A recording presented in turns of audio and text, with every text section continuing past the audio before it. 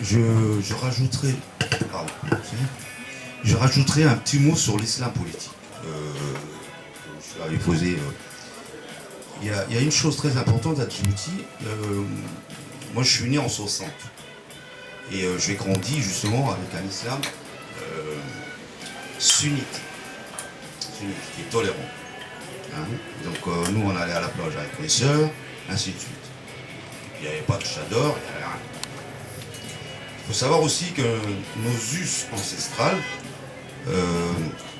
sont très indépendantes. À l'époque, hein, elles étaient très indépendantes. Il y avait plus de coutumes tribales qu'autre chose. La religion passait au second plan. C'est la tradition qui, justement, d'où, je ne dirais pas animiste, mais on était à peu près assimilés. Donc, jusqu'à l'indépendance, il n'y a jamais eu des histoires d'islam ou de ceci, de cela. Nous, on privilégie surtout la liberté, qu'il soit du nord ou du sud. La liberté est très importante à Djibouti. Donc, chacun était libre d'aller à la mosquée, d'aller au bar, et ainsi de suite. Mais, depuis qu'on a pris l'indépendance, rapidement, c'est venu justement pour assoiffer le peuple, sans que nous, parce qu'on est des nomades, donc on était, pour assoiffer justement et mettre sa prise sur le peuple, mais il a asséché le pays. Il a appauvri l'éducation, ainsi de suite. Il n'y a pas de travail, il n'y a pas de santé, ainsi de suite. Maintenant, c'est l'islam que lui, il a créé. Les gens se retournent pour justement s'accrocher à quelque chose. Et c'est quoi qui est là? C'est l'islam qui leur donne à manger. Et les cheikhs là, qui sont en prison, il y a 2 jours avant de rejoindre l'USM, c'était le prêcheur de Guélé. Il avait prêché chez lui. Et le jour où ils ont décidé justement de dire nous, on n'est pas d'accord avec vous, ils sont devenus islamistes. C'est un paradoxe quand même. Donc du coup, l'islam à Djibouti, enfin, traditionnellement, les 99,99% des gens qui croient à l'islam, mais des pratiquants, il y a de plus en plus maintenant.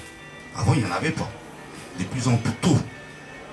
Il faut voir aussi, quand ils nous combattaient, nous, à l'intérieur, et bien justement, qu'est-ce qu'ils prêtaient? C'était les prêcheurs qui rassemblaient les jeunes, le peuple en fait. Donc du coup, nous, l'islam, à Djibouti radical n'existe pas. Enfin, n'existe pas. Suivre pour les occidentaux ou chez Guélé, il faut demander la question à Guélé plutôt. Parce que c'est lui qui est l'orchestre justement de cet islamisme un peu de mouvement dans cette région-là. Hein? Et l'USN, c'est des démocrates. Pratiquement, il y a des USN, des leaders politiques qui vont pas à la mosquée. Hein. C'est pas pour autant qu'on va leur dire non, mais il faut mettre ceci, ça. Voilà. Donc là-dessus, l'islam c'est autre chose. Enfin, il n'y a pas d'islam politique à Djibouti. Concernant la fameuse question entre Issa et Anfar, il n'y a pas le thème Issa et Anfar, c'est galvaudé au fait. Il faut dire Somalie Anfar. Parce que là, le territoire djiboutien est divisé en 2. Physiquement. Le nord est habité une grande tribu qui s'appelle les Anfar. Et dans le sud, tout est regroupé. Somalie et une autre communauté qu'on appelle les Yéménites, d'origine yéménite. Ils ne sont pas nombreuses, mais qui vivent à Djibouti depuis longtemps, fort longtemps. Ces histoires de Anfar et Issa étaient inventées justement pour s'asseoir encore davantage, hein, et avoir une prise sur la population qui était illettrée. Nous on vit, moi je suis frontalier avec justement vers le nord, et on vit avec, on a des us en commun, des familles en commun avec les enfants. On n'a jamais eu des soucis. On n'a jamais dit oui, ça c'est un Anfar. Pour nous c'était même pas une connotation raciale ou ethnique et tout ça. C'était juste pour se désigner. Voilà. Et ça n'a jamais posé problème. Depuis des lustres, il y avait des petites batailles, comme toujours. Mais maintenant, le pouvoir actuel utilise cette fraction pour mieux, justement, dresser les uns contre les autres. Et les gens, les responsables politiques, tant côté Anfar, Issa, ou Somalie, ou je ne sais quoi, enfin, tous les leaders politiques s'accordent à dire ça, c'est pour nous diviser. Ils ont compris et on ne joue pas, on est des Djiboutiens avant tout. Et le reste, c'est facultatif, c'est pour alimenter justement quelques poches un peu, bon, on va dire, qui veulent garder leur confort et justement qui existent que par là-dessus. Mais sinon, dans la population, dans les quartiers, il n'y a plus de... C'est USN. On dit plus, enfin, ça n'existe pas. Voilà, merci. Voilà, moi je vais apporter des compléments d'information par rapport à la question Afar, Issa, etc. Vous savez, Djibouti, en tant que pays que je connaissais grâce à des amis djiboutiens que j'ai connus en Tunisie et au Sénégal, c'est que c'est le seul pays africain où les gens sont à majorité musulmans, comme ils le disent, mais aussi ils parlent la même langue qui est, voilà, qui est parlée par la majorité du peuple djiboutien, sans mépris ni en fait des regards. Le problème, c'est ici on assiste à ce qu'on appelle l'instrumentalisation des leviers identitaires. Ça, c'est valable dans tous les pays africains. Quand le régime est en train de basculer, il attise les leviers identitaires pour pouvoir se placer au pouvoir, se maintenir au pouvoir. Et c'est ça le tragédie. J'espère que les membres de l'USN sauront comment éviter ces genres de questions qui, effectivement, restent le drame des peuples africains en général. Et la deuxième question, c'est par rapport à la constitution Djibouti. Et évidemment, les constitutions africaines généralement sont calquées des constitutions françaises.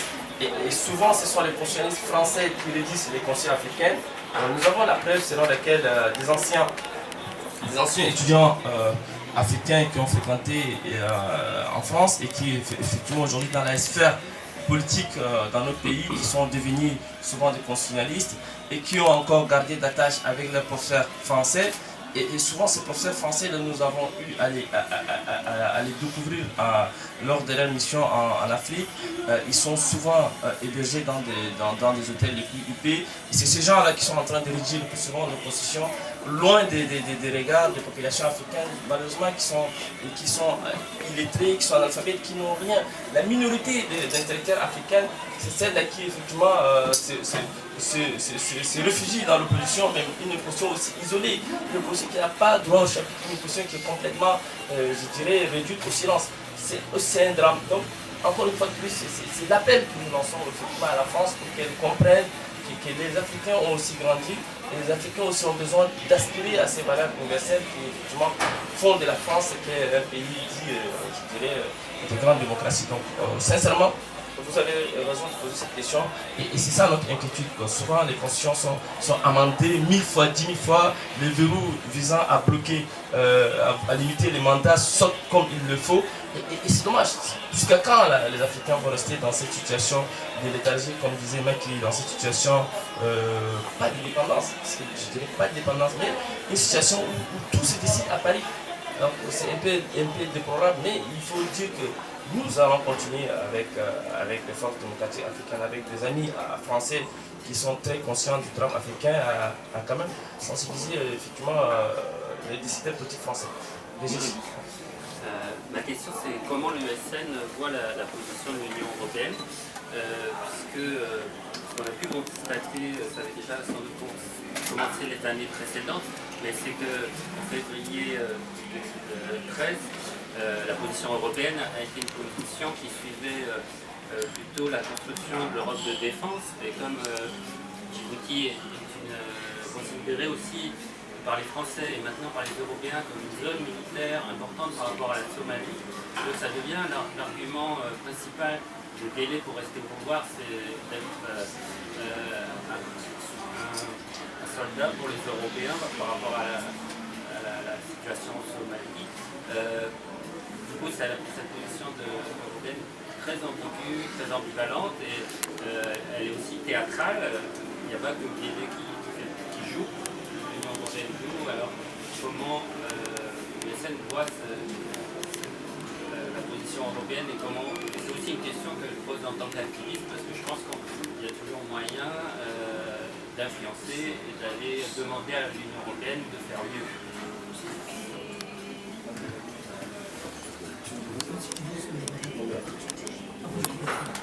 Oui, effectivement, Régis, Djibouti, c'est un point stratégique, en effet. Et pour nous, les relations avec la communauté européenne, c'est le chat et le soupe de fait. Une fois, elle nous convoque, elle ne nous écoute pas, mais tant que le pays est stable, c'est-à-dire que la population n'a pas mis des efforts encore, enfin qu'elle ne gêne pas pour l'instant le plan de roulement de l'opération militaire qui part à Djibouti, ça on le sait, ils peuvent dormir dans leur petit laurier, hein, il n'y a pas de souci. Mais néanmoins, quand la population va prendre les choses en main, c'est une révolution qui se pointe au nez. Et quand il y a révolution, c'est autre chose. Donc, depuis les élections, ils étaient les premiers à reconnaître, même pas une heure après les élections, ils ont reconnu tout de suite que Guelleh a gagné. Donc déjà, ils soutenaient fermement la dictature. Néanmoins, depuis, les choses ont changé. Et il y a eu beaucoup de contacts parce qu'ils ont un bureau à Djibouti. Il y a eu beaucoup de contacts avec les leaders. Ils le reçoivent de plus en plus. Donc, les affaires, les relations s'améliorent au fur et à mesure. Et d'autant plus que nous, en Europe, on a contacté, on a un représentant de l'USN auprès de l'Union européenne, M. Ali Debalkali, qui a eu beaucoup de contacts justement avec les représentants de l'Union européenne, Ashton en particulier, et les relations s'améliorent de jour en jour. J'espère que ça va continuer dans cette tonalité-là. Merci. Oui, merci Régis de ta question. Effectivement, l'Union européenne finance Djibouti, donc forcément la main qui donne est au-dessus de la main qui reçoit, hein, comme on dit en France.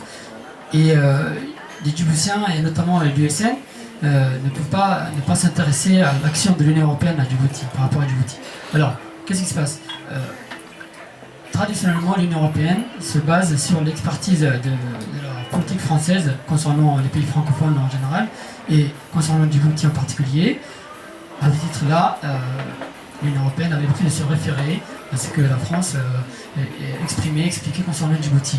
Mais nous avons fait les démarches qu'il faut, comme le disait Achille Loïta, et aujourd'hui, beaucoup de pays européens savent que Djibouti, le financement qu'ils accordent à Narguélé ne va pas directement enrichir les pays, mais risque d'enrichir plutôt la famille de Narguélé, et que c'est pas du tout normal, c'est l'argent public européen qui va enrichir une famille ou un clan, c'est anormal, donc les Européens sont regardant davantage encore de leur financement depuis qu'ils ont les documents d'information à ce sujet. Deuxièmement, l'Europe, autant elle a besoin de Djibouti pour être un pôle de défense dans le cadre de sa stratégie de défense internationale. Djibouti, c'est un bureau important puisqu'il y a l'opération Atalante qui est installée là, c'est-à-dire qu'il contrôle la piraterie maritime qui part de la Somalie voisine où il n'y a pas de gouvernement, malheureusement. Donc ça, c'est un souci qui concerne tous les pays européens et autres pays aussi non européens.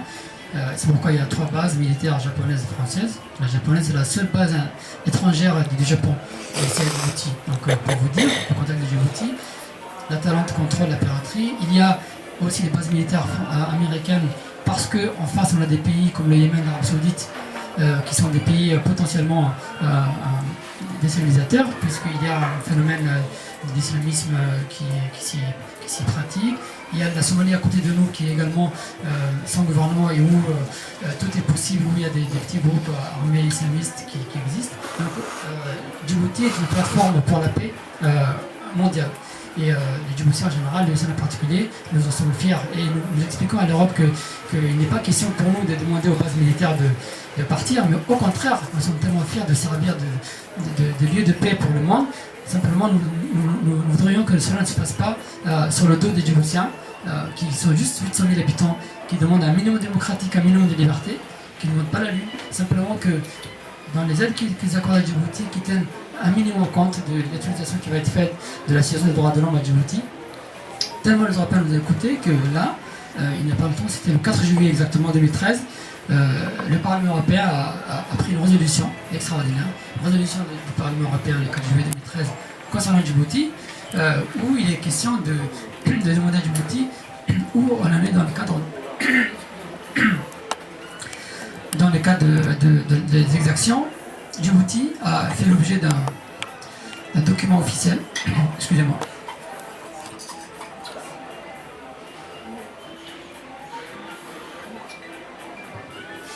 Djibouti a fait l'occasion d'un examen officiel où le Parlement européen a remarqué qu'à Djibouti, la situation des droits de l'homme était particulièrement anormale par rapport à d'autres pays où il y a la dictature. À Djibouti, c'est encore plus grave puisque c'est tous les jours qu'il y a des nouvelles arrestations, même s'ils sont libérés 3 jours après, 4 jours après, parce que sinon la rue ne s'arrêtera pas de se mobiliser plus. Donc arrêter pour faire peur à ceux qui manifestaient, mais en même temps libérer pour éviter ceux qui vont être plus nombreux encore à demander la libération des premiers arrêtés.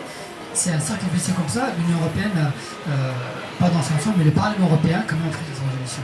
Nous sommes très contents de cette résolution puisque c'est la première fois que l'Union européenne, par son Parlement, a pris conscience que Djibouti, il y a des exactions et que c'est pas normal que l'Europe de la défense prospère sur une dictature africaine d'un petit pays, un petit gouvernement qui pourrait être tout de suite remis à l'ordre puisque le gouvernement n'a pas d'autres ressources que les bases militaires, notamment et les chemins de fer éthiopiens. Donc voilà ce que l'USN pense du Parlement européen. Donc l'USN a fait des démarches qui ont fonctionné. D'autre part, l'USN continue ses contacts avec l'Union européenne au niveau politique et en expliquant que la défense européenne à Djibouti, c'est une bonne chose, mais qu'il y a moyen de garder cette défense européenne, même de l'amplifier, sans que les Djiboutiens le payent de leur liberté et de leur démocratie. Et que cela est possible. Et que l'USN est tout à fait ouverte à ce que Djibouti soit la paix, un verrou, un lieu de paix pour la planète. Et c'est très bien. Par rapport à cette question, excusez-moi, je vais peut-être apporter mon analyse des faits. Et je trouve que la question de Régis est légitime. C'est que depuis l'Europe forteresse, l'Europe de défense a une source d'inquiétude grandissante dans l'opinion africaine en général, surtout avec l'invasion du Nord Mali. On a l'impression que Régis a bien dit que la position de l'Europe reste toujours ambivalente, une position qui a toujours varié. Il y a 2 ans avant le Mali, on a cru comprendre que les Européens misaient beaucoup plutôt, ou bien faisaient des critères de leur exigence, la démocratie, la bonne gouvernance, le respect des droits de l'homme et des libertés. Mais juste après le Mali, on a l'impression que l'Europe, entraînée effectivement par la France, a varié dans son appréciation, son approche des relations avec nos pays africains, en misant beaucoup plutôt sur la sécurité, sur la bande sahélo-sahélienne, bien dans la plupart des pays africains, mais aussi pour sa propre défense. Mais cela relègue au second rang, automatiquement au second rang, en fait, les revendications démocratiques des populations africaines. C'est ça un peu le drame. Et puis tant que les Européens, moi j'étais à l'Union Européenne au mois d'août, et curieusement je suis un peu indigné, très frustré qu'après une audition d'1 heure du temps, on sort 2 mois après, on se rend compte que l'Europe donne 400 000 euros au Tchad dans le but de se sécuriser. Il y a en fait, ça révèle automatiquement l'ambivalence des Européens. Est-ce qu'on se pose la question, est-ce que les Européens maîtrisent-ils effectivement le contexte africain? Est-ce qu'ils sont-ils manipulés par les dirigeants africains ou bien c'est l'inverse? On est dans une situation où franchement tout laisse à croire que jusqu'à là les Européens n'arrivent pas à comprendre effectivement les revendications des populations africaines. Et c'est un peu ça le constat le plus triste. Et heureusement vous êtes là, vous pouvez comprendre que les Africains restent toujours inquiets depuis que l'invasion du Nord Mali, depuis le sommet sur l'Elysée, effectivement, a montré à sa juste valeur que la France, qui effectivement pilote ce genre de sommet-là, ne maîtrise pas, ou bien a une position quand même très complexe, très compliquée, que nous-mêmes qui sommes ici en France, on n'arrive pas à comprendre, quoi. Et c'est normal que le Régis puisse comprendre, parce qu'en étant activiste, il a évoqué, en étant activiste, il comprend effectivement que le nœud du problème passe forcément par la question sécuritaire. Or, aujourd'hui, les Européens emploient beaucoup d'argent aux pays africains. Djibouti en fait partie, le Tchad, la Guinée, etc. Et du coup, on ne comprend rien du tout. Franchement, aujourd'hui, vous discutez avec des gens, des membres de l'opposition démocratique africaine, et ils n'arrivent pas à comprendre pourquoi en fait, cette situation vacillante des Européens par rapport à leur approche, par rapport à leur vision de l'Afrique. Si réellement les Européens veulent une Afrique émancipée, débarrassée des tyrans, débarrassée des dictatures, ils doivent plutôt miser sur les démocrates. Or, on a l'impression aujourd'hui, le seul créneau qu'il y a pour les Européens, c'est la sécurité, un point final. Donc, c'est dommage.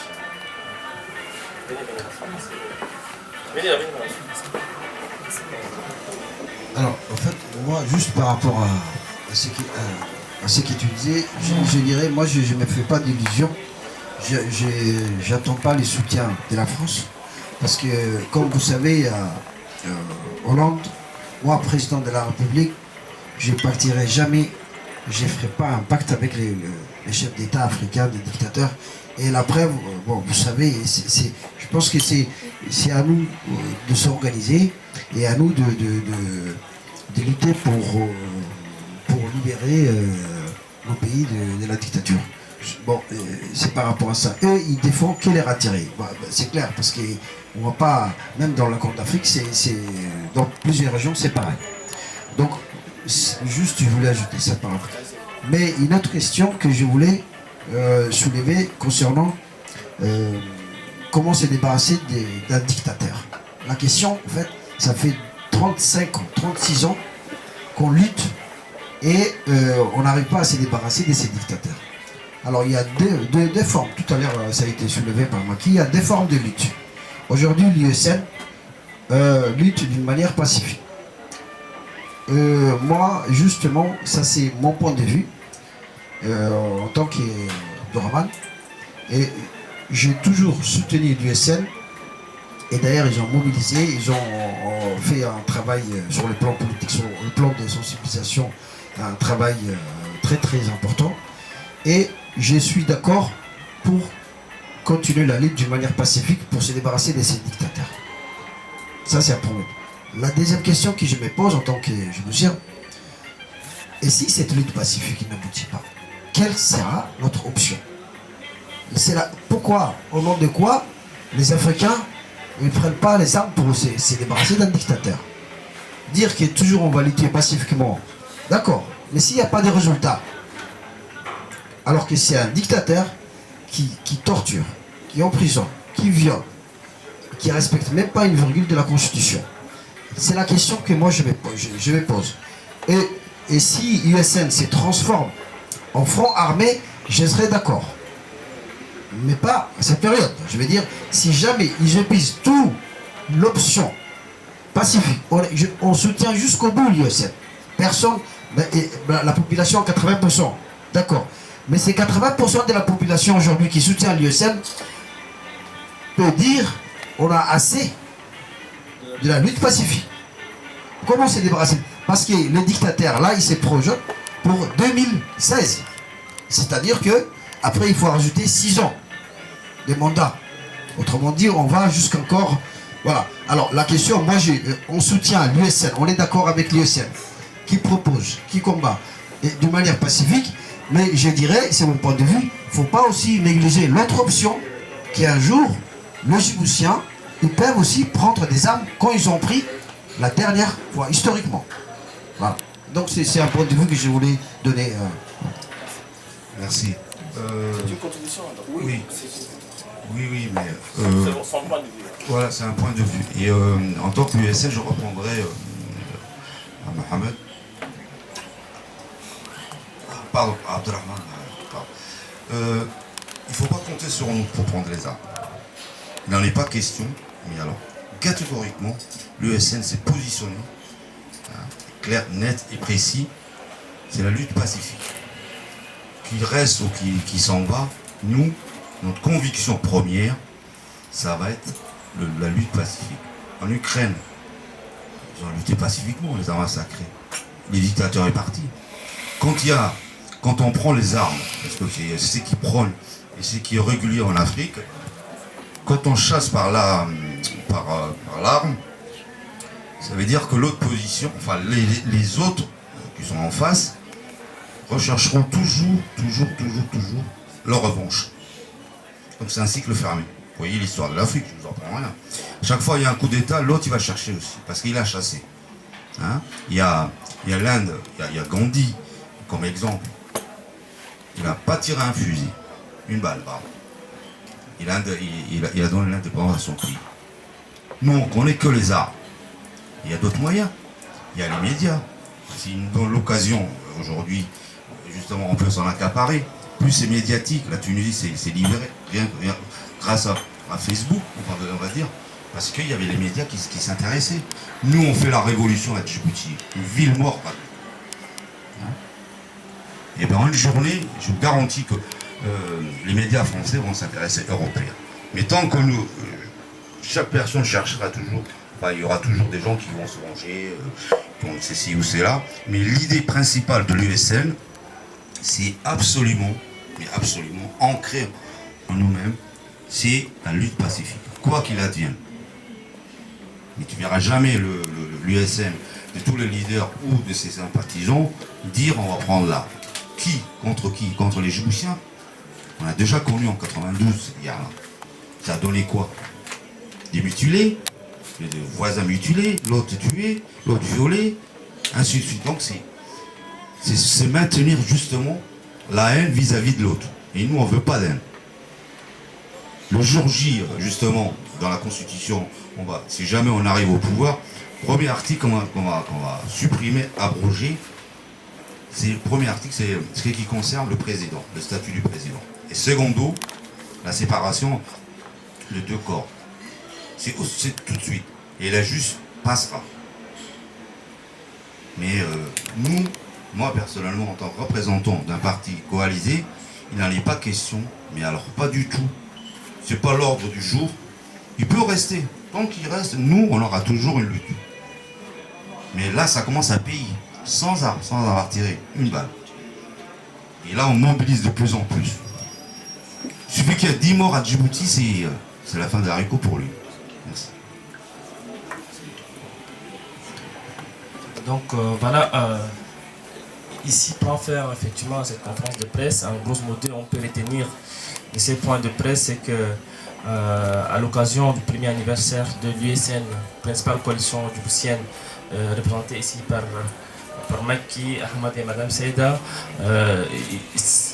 la représentation extérieure en France renouvelle son total soutien, autant pour moi, son total soutien aux forces démocratiques en lutte à l'intérieur, et appelle également l'Union européenne, la France, la communauté internationale et les amis français, les associations françaises à venir soutenir la démarche pacifique, la démarche militante du Djiboutien en général, afin de pouvoir quand même créer les conditions minimales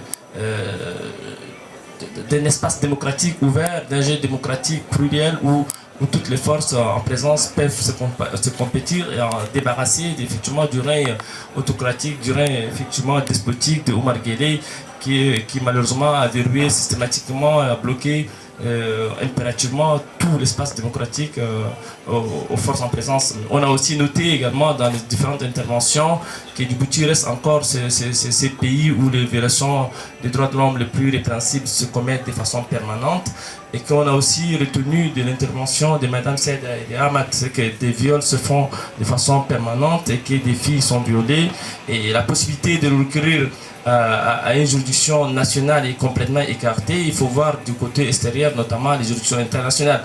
Et pour toucher les juridictions internationales, il faut forcément une mobilisation internationale, une mobilisation de toutes les forces démocratiques internationales aux côtés de l'Union pour le salut national à Djibouti.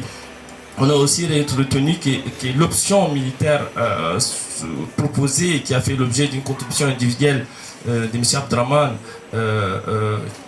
qui reste toujours son point de vue, est écarté, à mon sens, par les représentants de l'USN qui pensent qu'on peut toujours faire face à Omar Guelleh sans la prise des armes, et que cela est possible étant donné qu'on peut s'inspirer sur l'exemple ukrainien, on peut s'inspirer également sur l'exemple tunisien, maghrébin, etc.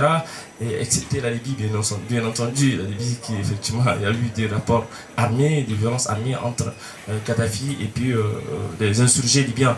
Donc ici, je remercie toutes les présences, toutes les personnes, les journalistes, tous ceux qui sont mobilisés et qui continuent effectivement d'une manière ou d'une autre à apporter leur contribution aussi bien par les voies d'information, des canaux d'information, notamment les sites d'information, aussi bien par les réseaux d'information comme Facebook, Twitter, etc. et qui effectivement continuent à montrer leur solidarité au peuple djiboutien qui estiment que 36 ans de règne, quand même, c'est trop.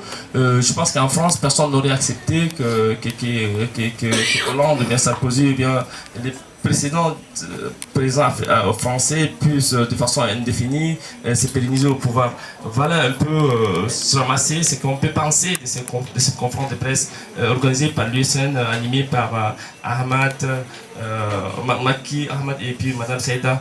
Encore une fois plus, merci. Et je donne le dernier mot à Maki et Ahmad pour conclure cette conférence de presse. Merci à vous. Merci.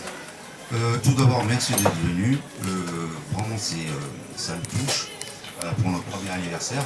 Sinon, moi, je voulais juste rajouter, pour les journalistes présents ici, j'ai le numéro du téléphone d'un avocat justement qui défend cette jeune fille-là qui est malmenée au pays et qui est tout seul.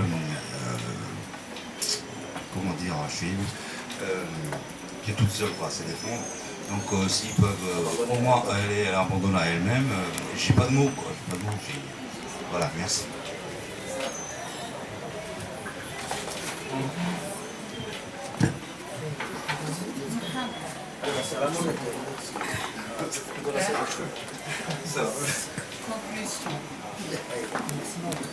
Merci beaucoup.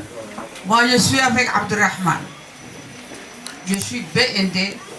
Représentant BND, je n'ai jamais prononcé, ni moi, ni mon leader, qu'on fera mal à Djibouti. Mais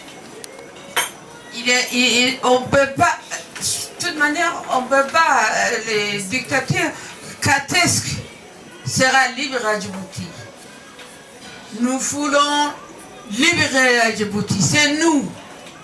C'est nous, les autres, ils nous aideront quand nous, on bouge. Mais il faut qu'on bouge. Il n'y a pas quelqu'un, M. Guélé. J'ai entendu qu'il prépare son fils. Au moins. Bon, on ne peut pas attendre jusque-là. Il ne faut pas me dire, c'est-à-dire on va faire partie X, partie... Il n'y en a pas. USN contre Guélé. Et préparez-nous. Et soudez-nous. En plus, il y a beaucoup de choses qui manquent que je les vois. Pourquoi? On n'est même pas capable, on est en France, on n'est même pas capable de se soutenir, de parler, d'habiter à l'ambassade. À quoi? Qu'est-ce qu'on va faire? Je garde jusqu'à les familles, même famille Arabie Saoudite, sa mort, il y a remplace. J'ai entendu que M. Guélé, ici, et sa femme, oui, sa femme qui est plus intelligente que lui. Lui, il est maintenant, M. Guélé, il n'est plus pantalon. Il a des jupons. Oui, c'est sa femme qui a des pantalons. Franchement, j'ai entendu tout ça. Comment on les garde comme ça, notre Bible? On les tue, on viole, on refoule, on fait tout. Donc, comment je peux attendre jusqu'à la fin du monde?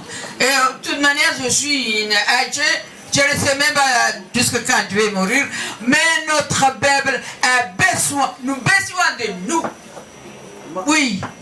Bon, tout le monde sait, nous vous remercions chaleureusement pour tous. Et très longtemps qu'on luttait ensemble, Jean-Michel, vive le Jean-Michel, vive le Jean-Michel. Franchement, il est notre cœur, Jean-Michel, franchement. Bon, je vous remercie et à la prochaine. Alors, une conclusion.